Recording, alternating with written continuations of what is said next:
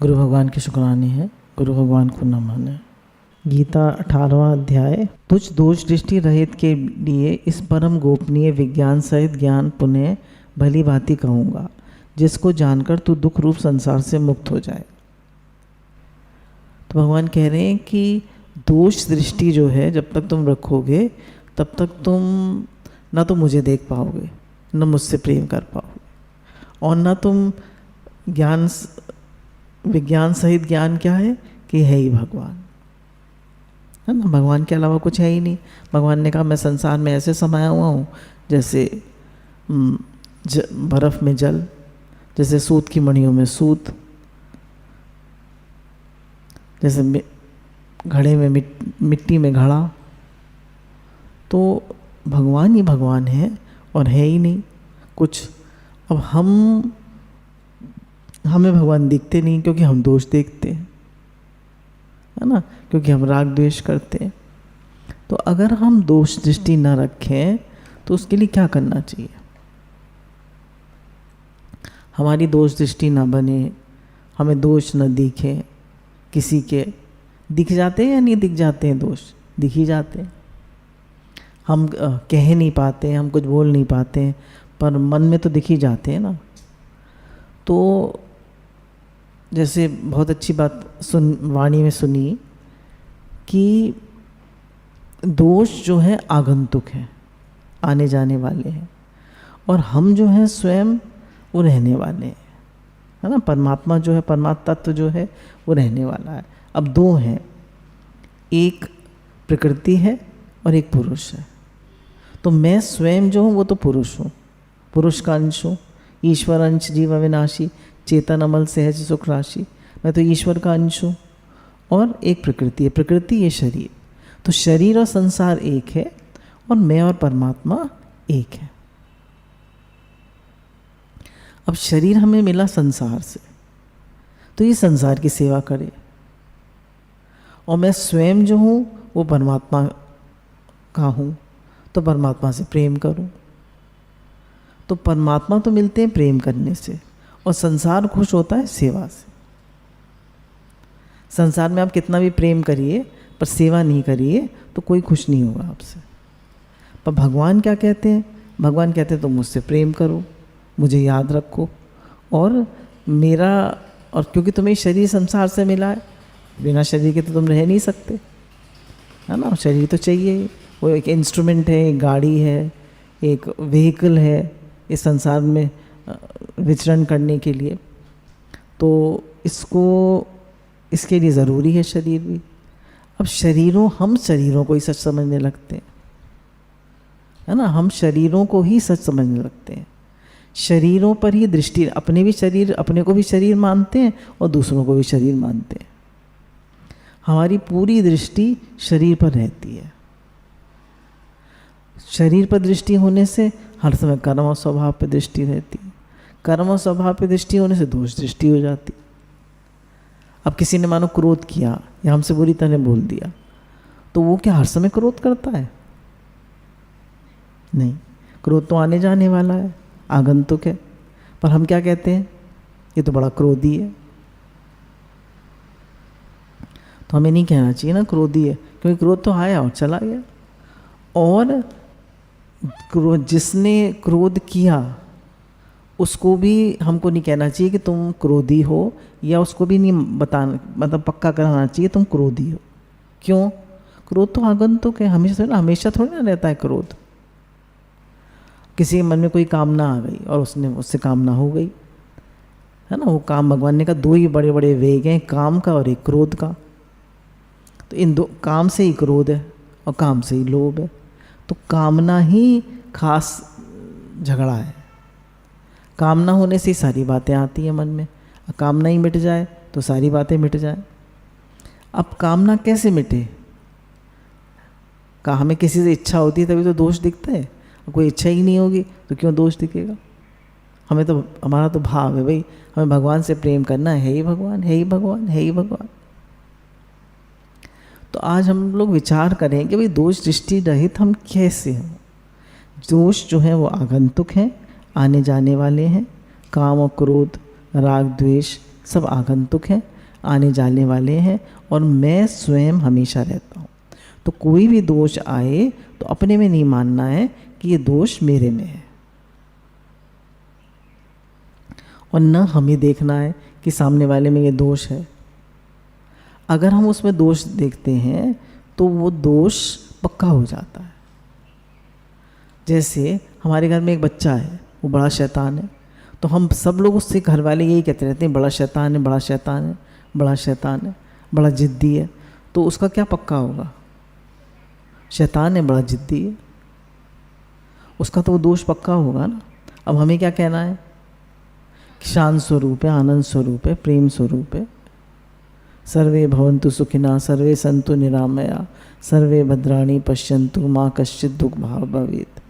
भगवान इसका ये दोष दूर हो, और ये तो आने जाने वाला है, ये तो सच्चित आनंद स्वरूप है, ये तो। हाँ, हम बार बार मन में रिपीट ना करें, हम तो शुद्ध भाव भेजें।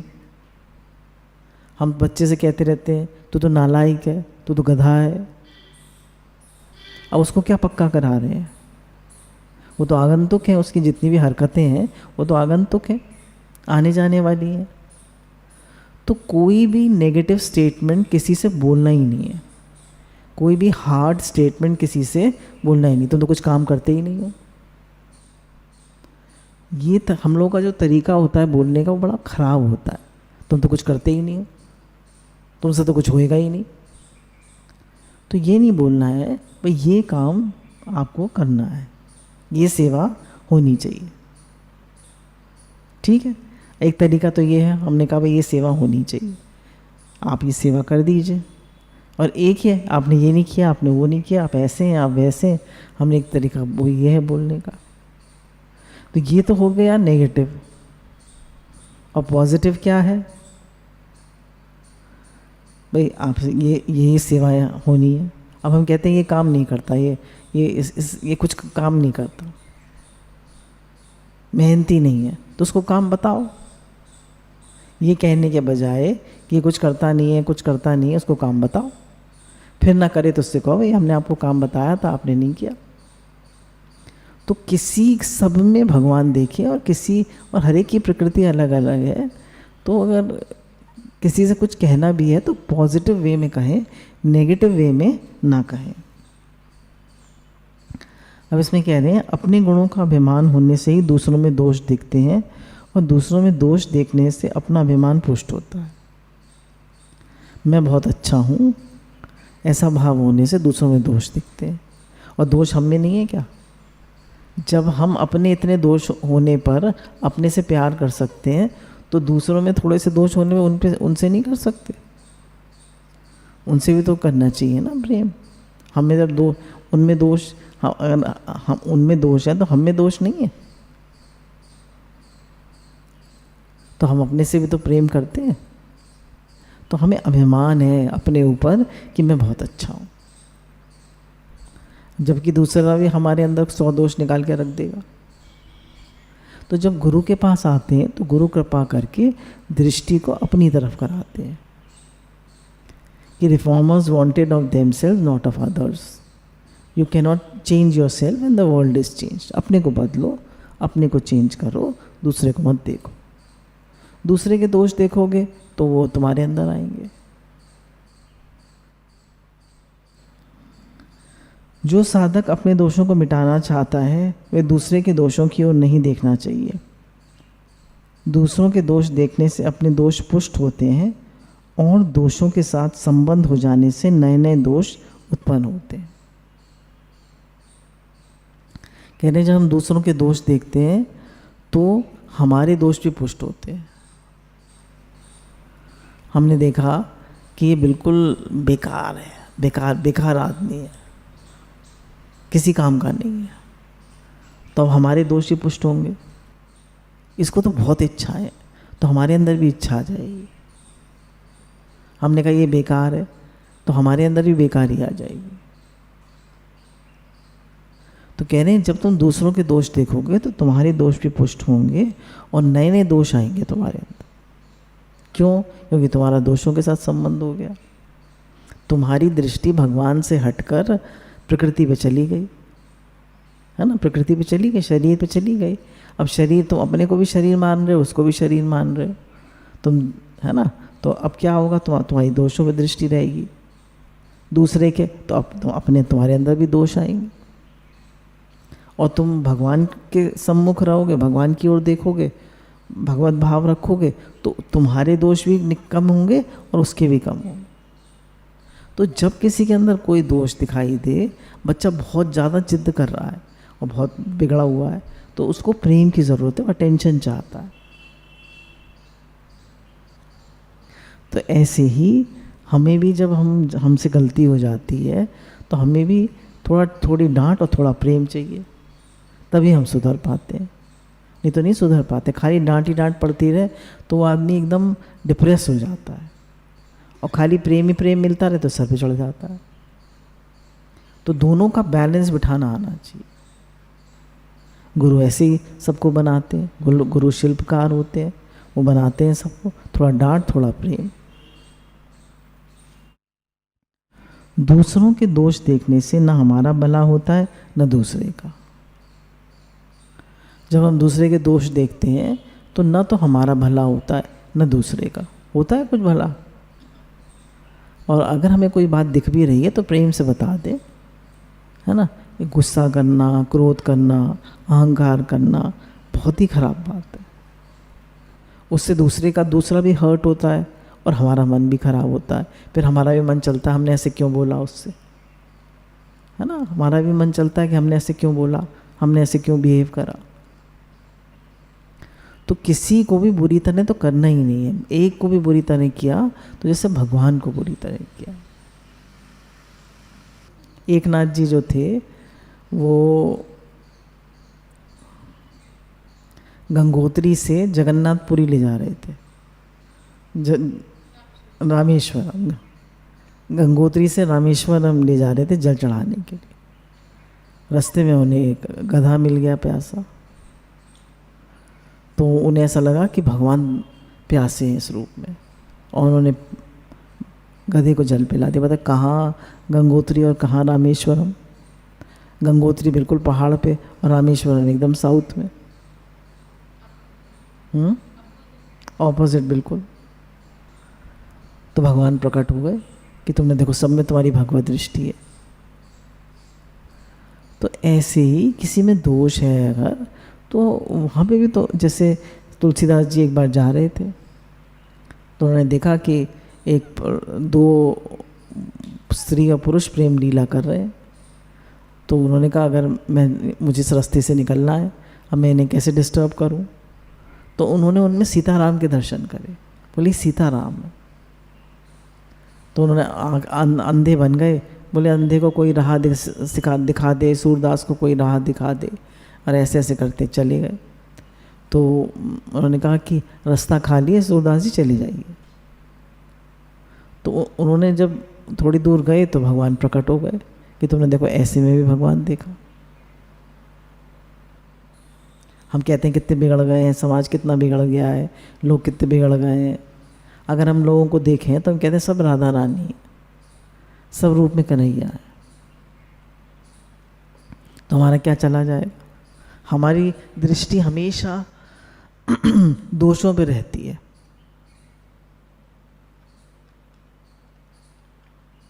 अगर हम कुछ लोगों को देखें, वो लोग कभी किसी को क्रिटिसाइज नहीं करते। जैसे हमारे प्राइम मिनिस्टर मोदी जी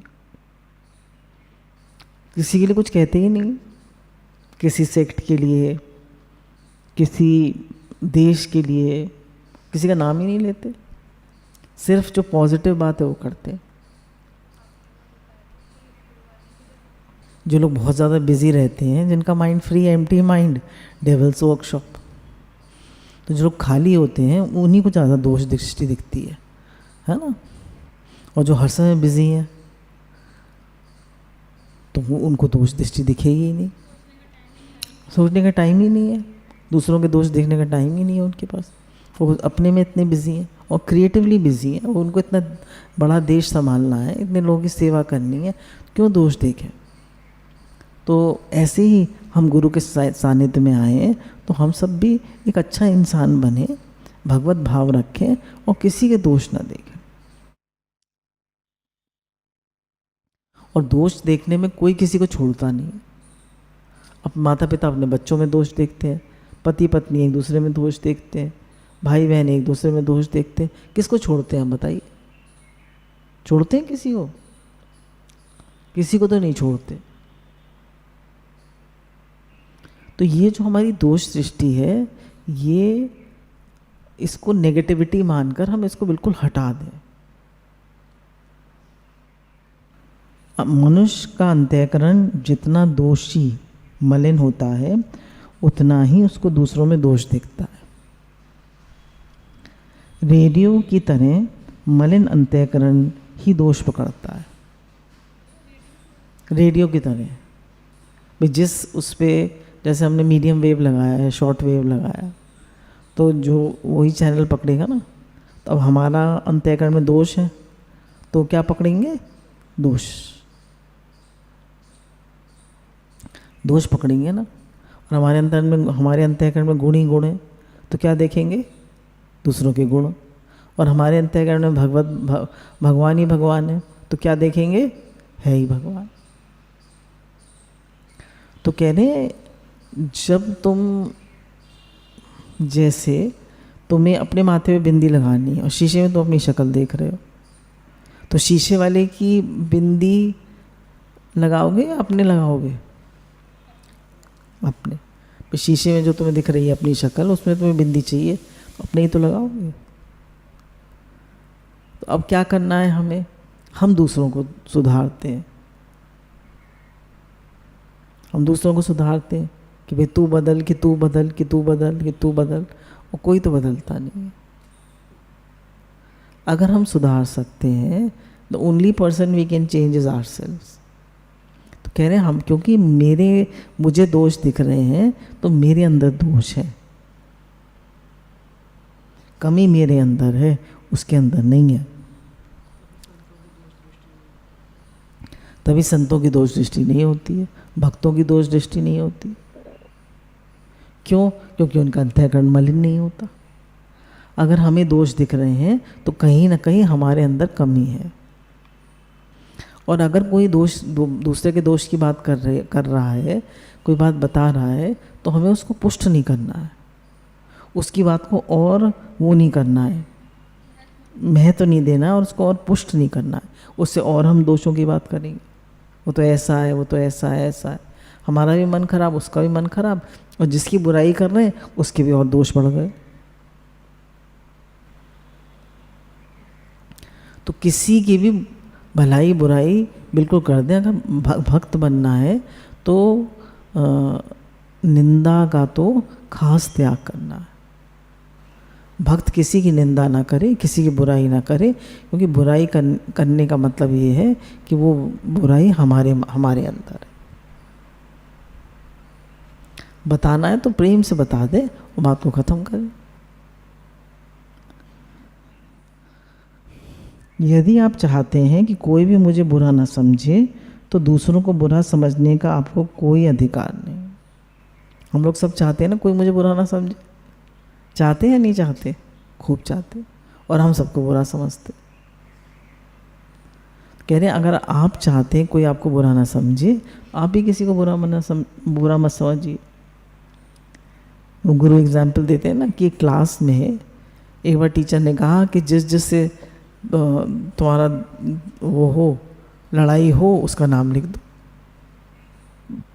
तो सब बच्चों ने लिख दिया, ये मेरा दोस्त है, इससे मेरी लड़ाई है।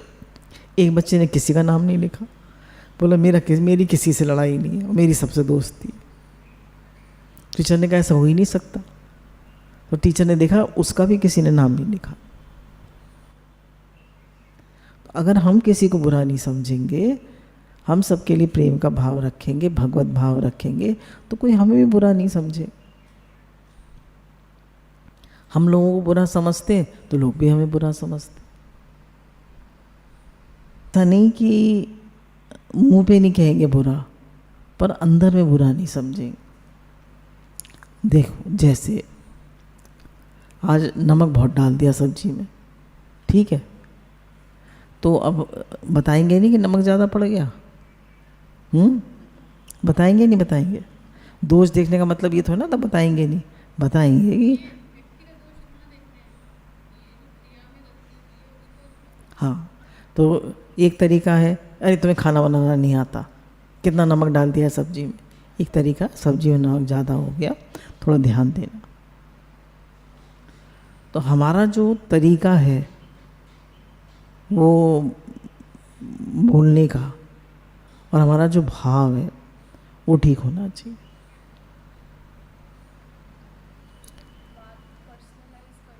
बात को पर्सनलाइज नहीं करना है। उसकी जो कोई क्रिया में कोई गलती हुई है तो उसको बता देना। ऐसा नहीं है क्रिया में गलती हो गई और हम हमें बताएंगे ही नहीं, जो जैसा चल रहा है, अरे तुम तो दोष देखते हो। अरे दोष देखना ये नहीं होता है। कुछ जब कोई गलती कर रहा है बराबर, उसको तो बताया ही जाएगा, पर उसके लिए बुरा भाव नहीं रखा जाए। उसकी मन में उसके लिए खराब भाव नहीं रखा जाएगा। मन में यही भाव रखा जाएगा, है ही भगवान। मन में उस बात को कह दिया और ख़त्म, बस।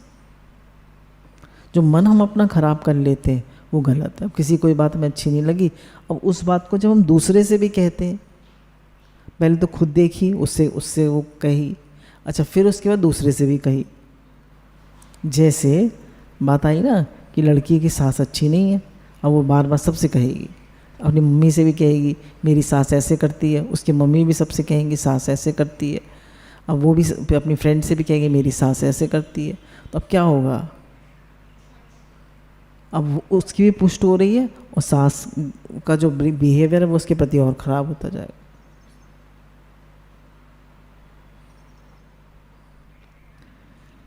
किसी को भी बुरा ना समझने से भलाई भीतर प्रकट होती है।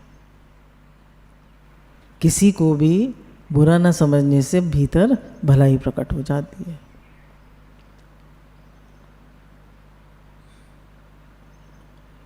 जब हम किसी को बुरा नहीं समझेंगे, है ही भगवान, है ही भगवान, है ही भगवान, तो हमें ये नहीं सबकी तारीफ करनी है, सबको अच्छा मानना है, सबको ये करना है वो करना है। बुराई का त्याग कर दे। बुराई का त्याग करने से भलाई भीतर स्वतः ही प्रकट हो जाती है। आज से कोशिश करें कि हम किसी की बुराई नहीं करेंगे, किसी में दोष नहीं देखेंगे। कोई बात होगी तो प्रेम से कह देंगे और दोष नहीं देखेंगे, मन खराब नहीं करें। यदि आप निर्दोषता को सुरक्षित रखना चाहते हैं तो किसी में भी दोष न देखें, ना अपने में ना दूसरे। अगर आप अपनी निर्दोषता को सुरक्षित रखना चाहते हैं, भाई मैं निर्दोष हूँ, अच्छा कोई आपसे कहे कि आप दोषी हो तो आप मान लोगे? क्यों नहीं माने? क्योंकि आपका स्वरूप निर्दोष है, क्योंकि आप जो स्वयं हो वो निर्दोष। इस समय आप तुम्हारे मन में कामना है, इस समय क्रोध है, इस समय राग द्वेष है? नहीं, ये तो आने जाने वाले हैं। तो हम मानेंगे ही नहीं कि मैं दोषी हूँ। जब मैं निर्दोष हूँ तो सभी निर्दोष है, क्योंकि हर समय दोष रहते नहीं, दोष तो आने जाने वाले हैं। तो कह रहे हैं जब तक आप अपने को निर्दोष नहीं मानोगे कि मेरे में कोई दोष नहीं है, तो इन दोषों को आप निकाल भी नहीं पाओगे। जैसे एक एग्जाम्पल देते हैं, इसको समझना चाहिए, इसको ऐसे एज इट इज़ उठाना नहीं है पर समझना है। जैसे घर में जब पुराने घर में रहते थे तो अम्मा जी गुस्सा करते थे, तो अम्मा जी को मैंने कहा अम्मा जी आप तो गुस्सा करते हो, तो उन्होंने कहा गुस्सा तूने देखा होगा, मैंने तो गुस्सा नहीं किया। तो मैंने कहा नहीं आपने किया गुस्सा। तो उन्होंने कहा मैंने गुस्सा नहीं करा। क्यों? क्योंकि उन्होंने रोल में गुस्सा किया, है ना। गुस्सा किस में किया? रोल में। हाँ भाई, सास के रोल में उन्होंने बहू को गुस्सा किया, ठीक है। अच्छा अब वो स्वयं में आत्मा में वो गुस्सा है तो कह सकती हैं भाई मैं मुझ में गुस्सा नहीं है? कह सकती हैं? नहीं कह सकती, मैंने गुस्सा नहीं करा, मैंने तो रोल में किया। हम अमिताभ बच्चन से कहेंगे आपने तो बहुत स्मगलिंग करी, तो कहेंगे अरे उस पिक्चर की बात कर रहे हैं, वो तो रोल में था, यही तो कहेगा। तो जो स्वरूप में स्थित है वो कुछ भी उससे होगा तो क्या कहेगा वो? ये तो रोल में हुआ। तो इसको पकड़ना नहीं है, इसको समझना है। तो किसी से भी हो रही है अगर कोई बात, तो वो रोल में हो रही है, उसका स्वरूप तो निर्दोष है। तो हमें सबको निर्दोष करके देखना है, तो हमारी निर्दोषता भी पक्की होगी, क्योंकि हम जब दोष देख रहे हैं तो हमारी भी प्रकृति पे ही दृष्टि है, तो दोष हमारे अंदर भी आएंगे। बात समझ में आई या नहीं आई है? तो किसी में भी दोष देखने का मतलब है हम बिल्कुल देह भाव में हैं, हमारी देह पर दृष्टि है, तभी तो हम भलाई बुराई कर रहे हैं। सबका स्वरूप दूसरों को निर्दोष बनाने की नीयत से उसके दोष देखने में बुराई नहीं है। बुराई है दूसरे के दोष दिखने पर प्रसन्न होना। दूसरे को निर्दोष बनाने की नीयत से उसके दोष देखने में बुराई नहीं है। जैसे किसी ने कोई काम ठीक से नहीं करा, तो हमने बताया कि ये काम ठीक से नहीं हुआ, इसको ऐसे करिए, तो हम उसको निर्दोष बनाना चाहते हैं। और हमने देखा कि उसने ये काम उसका गड़बड़ हो गया, तो हम बड़े खुश हुए। अच्छा, अब इसको डांट पड़ेगी ना, मज़ा आएगा। तो किसी की दोष दिखने में प्रसन्न होना, कह रहे वो गलत है। आपस में साधक लोग होते हैं ना, तो किसी की गड़बड़ हो गया कुछ, तो हमने उसको बता दिया कि देखो तुमसे गड़बड़ हो गया, ये ठीक नहीं है, लो हम ठीक करवा देते हैं। एक होता है कि इसको डांट पड़ेगी तब मज़ा आएगा। तो कह रहे हैं कि दूसरों के दोष देखने में प्रसन्न होना। जैसे बड़े लोग होते हैं, जैसे पुराने ज़माने की बात होती थी, जैसे वो थी ललिता पवार, दिखाते हैं ना कुटाट सास है, तो वो अब बहू को डांट पड़ेगी, बहू से कोई गलती होगी तो सब खुश होगी, उसको डांटेगी। तो अब ये क्या है? तो भाई एक तो ये है, एक प्रेमी है, एक भाई गलती हो गई बता दिया, प्रेम से सुधार दिया। एक होता है प्रसन्न होते। तो प्रसन्न होना कह रहे हैं ये दोष है। प्रेम होना चाहिए अंदर, चिढ़ नहीं होनी चाहिए। प्रेम होता है अंदर में, जानते हुए ये हमसे प्रेम करते हैं, तो वो सुधरता चला जाता है। सबका स्वरूप निर्दोष है, अतः पुत्र शिष्य आदि को स्वरूप से निर्दोष मानकर उनमें दिखने वाले दोष को आगंतुक मानकर ही उनको शिक्षा देनी चाहिए। उनके आगंतुक दोषों को दूर करने का प्रयत्न करना चाहिए। अब बच्चे से कोई गलती हो गई, हम जैसे हम लोग पहले इस पॉइंट को बहुत ज़्यादा लिया करते थे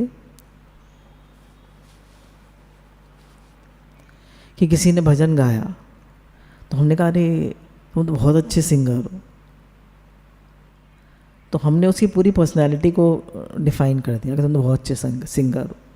हमें ये कहना है तो आपने भजन बहुत अच्छा गाया, या तुमने ये भजन बहुत अच्छा गाया। तो हमने उस टाइम, अब दूसरा उसने भजन अच्छा नहीं गाया, तो कहेगा मैं तो अच्छा सिंगर हूँ, मैं तो अच्छा गाता हूँ। तो कह रहे हैं किसी से भी कोई गलती बतानी है तो ये चाहे पुत्र हो, चाहे शिष्य हो, चाहे उसके स्वरूप को निर्दोष मानकर ही बतानी है कि गलती आगंतुक है, आने जाने वाली है, ये ऐसा नहीं है। ईश्वरंश जीव विनाशी चेतन अमल सहज सुख राशि, अमल है, उसके अंदर कोई मल है ही नहीं। मामे वांशो जीव लोके जीव भूते सनातना, ये परमात्मा का ही अंश है।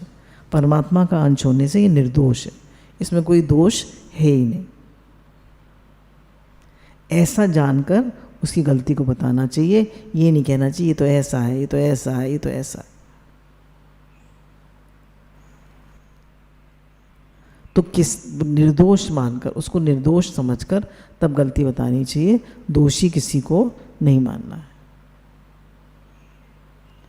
अगर हम उसको खराब करके देखेंगे, गंदा करके देखेंगे, दोषी करके देखेंगे, तो उसके दोष और पक्के होते जाएंगे। हम कहेंगे ये तो कमज़ोर है, बेवकूफ़ है, एकदम नालायक है, ऐसा है। पुत्र के लिए माता पिता अक्सर ऐसे ही कह देते हैं, पुत्र के लिए, बच्चे के लिए। तो कह रहे हैं दोषों को हमेशा आने जाने वाला समझना चाहिए कि इससे इस बार गलती हो गई, पर ये ऐसा है नहीं।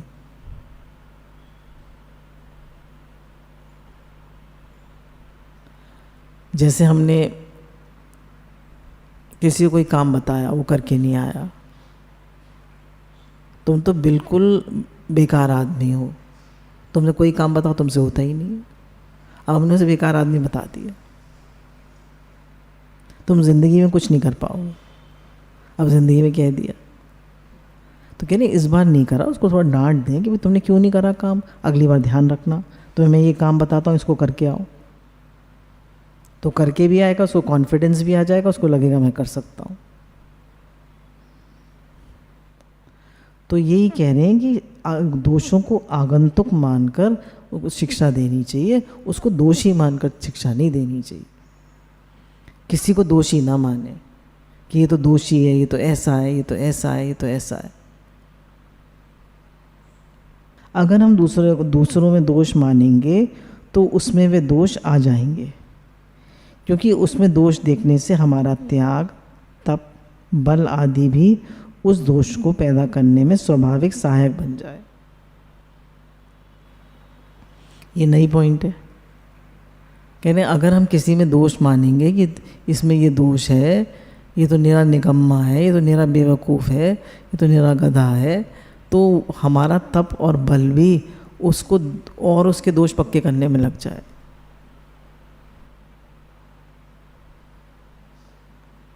तो इसलिए हम कहेंगे नहीं तो भगवान का स्वरूप है, क्योंकि उन्होंने बता दिया ईश्वरंच जीव विनाशी चेतन अमल। अमल, इसमें तो कोई मल है ही नहीं, कोई खराब है ही नहीं, कोई गंदा है ही नहीं। तभी कहते हैं ना 21 दिन किसी के लिए शुद्ध भाव रखो, अपने लिए भी मैं तो ये काम कर ही नहीं सकता, कर सकते हो। 21 दिन कोशिश करो, 22वें दिन कर लोगे, कोशिश करो तो।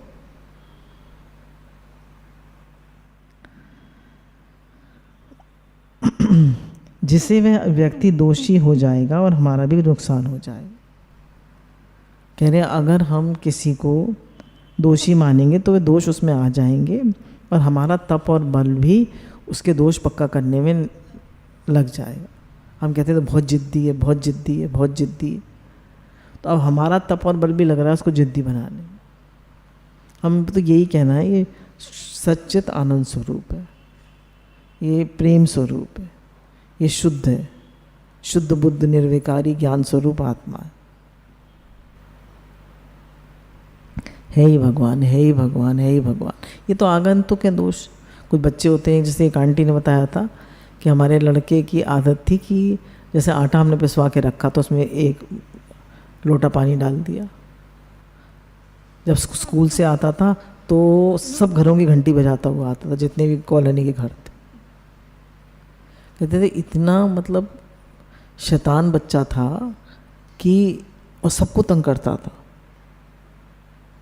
अब बड़ा हो गया, अपने पिताजी पापा की दुकान में बैठने लगा, ठीक हो गया।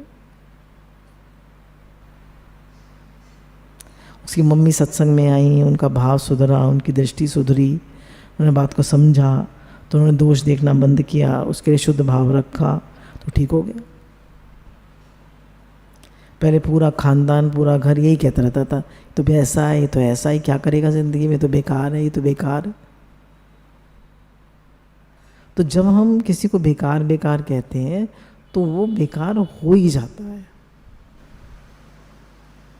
और गुरु के पास आकर, जैसे भाई एक जब रास्ते में पड़ा एक पत्थर होता है, वो किसी शिल्पकार के हाथ में आ जाता है तो वो मूर्ति बन जाता है और उसको मंदिर में वो प्रतिष्ठित किया जाता है।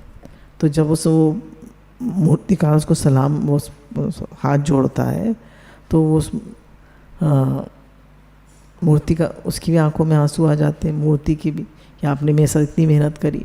तो उसकी जिसने बनाया उसकी आंखों में भी आंसू आ जाते हैं कि आपने इतना सहन किया। दोनों का त्याग है ना, उसने बनाया और जिसको जो बना उसने सहन किया, दोनों का त्याग है।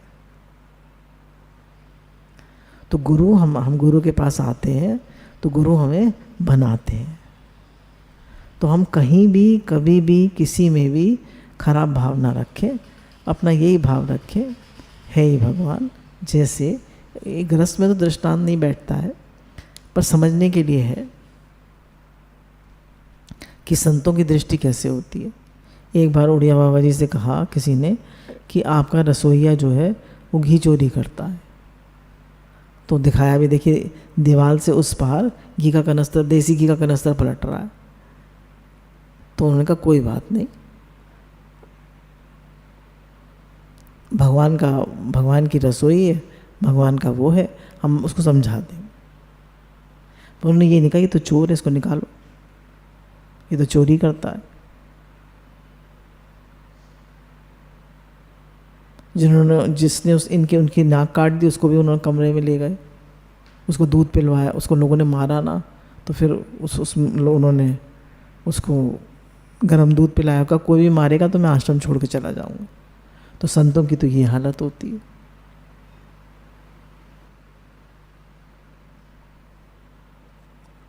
तो हम किसी के दोष ना देखें और तभी हम निर्दोष हो पाएंगे। गुरु भगवान के अनंत अनंत अनंत अनंत शुक्राना।